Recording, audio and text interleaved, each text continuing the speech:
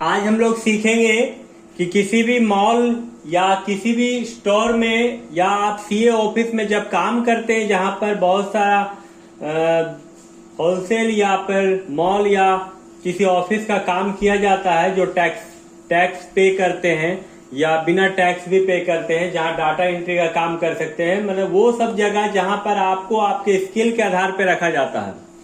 आजकल एग्जाम में नंबर तो बच्चे ले आते हैं लेकिन उनके पास कोई भी स्किल नहीं है। आज हम बताएंगे आपको कि एक मॉल का हिसाब कैसे आप एमएस एक्सेल में रख सकते हैं। तो वीडियो काफी ज्यादा लंबा हो जाएगा, इसलिए वीडियो को अब स्टार्ट करते हैं। और वीडियो यदि आपको अच्छा लगे तो वीडियो को जरूर अपने दोस्तों के साथ शेयर जरूर कीजिएगा और वीडियो देखने के बाद लाइक और कमेंट जरूर कीजिएगा। वीडियो को शेयर भी कर दीजिएगा ताकि हमें अच्छा लगे और इससे भी अच्छा वीडियो आपके लिए हम बनाएं कुछ सोचकर। चलिए आपको बताते हैं, हमने एमएस एक्सेल खोल लिया है और एमएस एक्सेल में यहाँ पर सिटी स्मार्ट मॉल लिखा है जो कि आपका बीज बाजार गोविंदपुर में है। मोबाइल नंबर है, यहाँ सीरियल नंबर है, प्रोडक्ट का HSN कोड है, यहाँ प्रोडक्ट का नेम है, क्वांटिटी है, टैक्सेबल 5% अमाउंट वाला आइटम है, टैक्सेबल 12% अमाउंट वाला आइटम है और टैक्सेबल 18% वाला अमाउंट है और डिस्काउंट है। यहाँ पर यहाँ टैक्सेबल रेट टैक्स आपका 5% के हिसाब से कैलकुलेट करेगा, यहाँ पर 12% और 18% और टैक्स और डिस्काउंट लगाने के बाद नेट अमाउंट यहाँ आपका शो करेगा। तो चलिए सबसे पहले हम लोग क्या करते हैं, यहाँ HSN कोड के लिए लिख लेते हैं। HSN कोड नहीं लिखे थे हम लोग,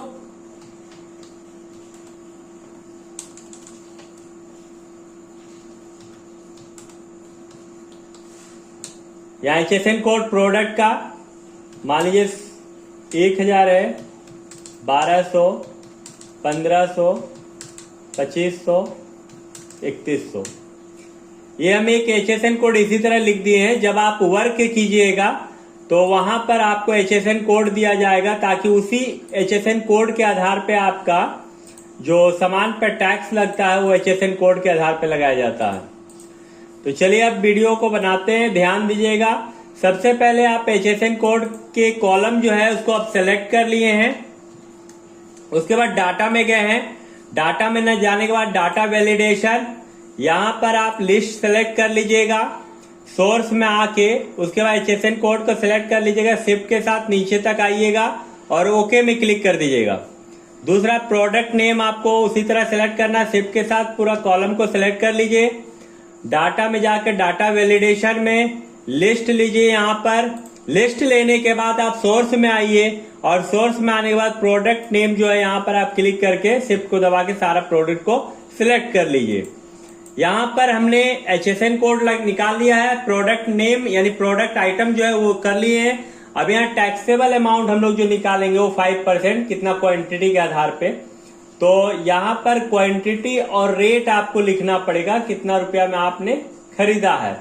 तो इसके लिए आपको क्या करना है, मतलब आप कितना पीस खरीद रहे हैं उसके आधार पे आपको यहाँ पर बैठाना होगा।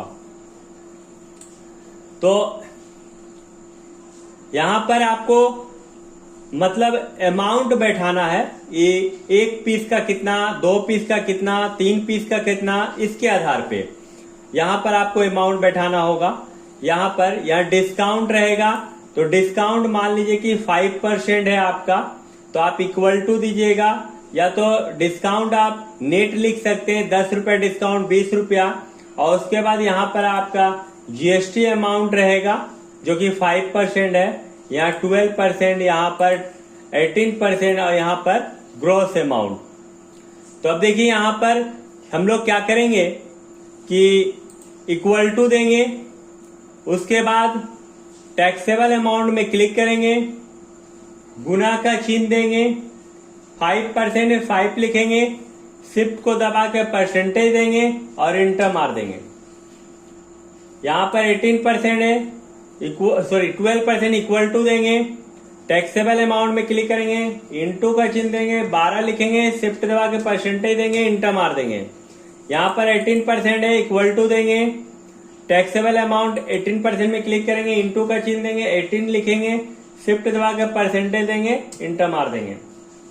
अब यहाँ पर हम लोग ग्रॉस अमाउंट निकाल रहे हैं ग्रॉस अमाउंट के लिए हम लोग क्या करते हैं कि सबसे पहले आपको इक्वल टू देना है।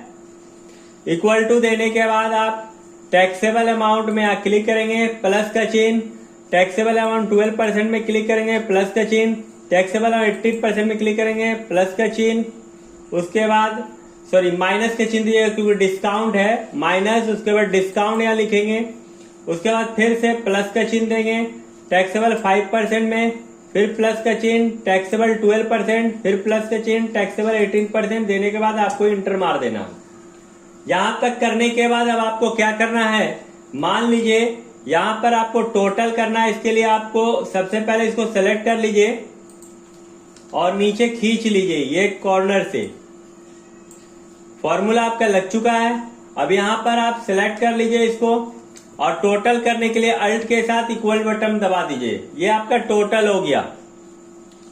अब यहां पर मान लीजिए कि एक प्रोडक्ट हम खरीद रहे हैं कि जो कि बेल्ट है आपका, और HSN कोड बेल्ट का सिलेक्ट कर लिया हम।